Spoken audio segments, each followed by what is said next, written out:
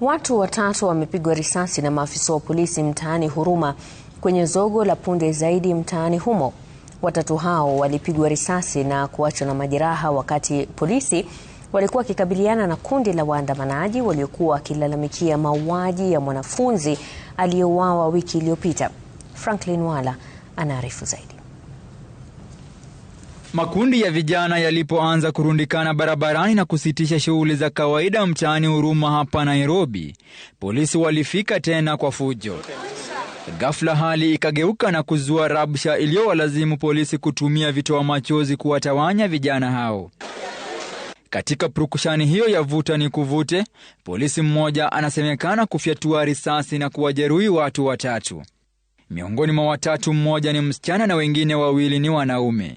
Wanaume waliojeruhiwa kwa risasi ni Hassan Isaac na Bonaya Yusufu. Wawili hao walikimbizwa kwa matibabu ya dharura hospitalini ya Kenyatta ambako wanaendelea kutibiwa. Alikuwa ameshikilia bunduki hivi chini. Sasa venye ililia aliunua. Unaona, sasa kuunua ndio ikapiga watu wako within karibu na yeye. Hata sisi tulikuwa hapo, ni Mwenyezi Mungu ametusaidia. Sijui ni madam ni negligence yake ama sijui ni nini ili happen, akafire bunduki ikaweza kugonga watu wawili hapo, watu watatu, wawili wanaume wenye walileta huyo vijana na madam mmoja anasikia ameshutiwa mkono. Pale wameshutiwa ni pale Kiamaiko kwa pale karibu na msikiti tu au kanga hapo wanafanya kazi ya mbuzi, wameshutiwa hapo.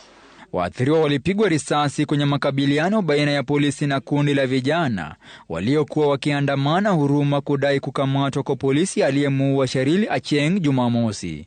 Franklin Wala, runinga ya Citizen.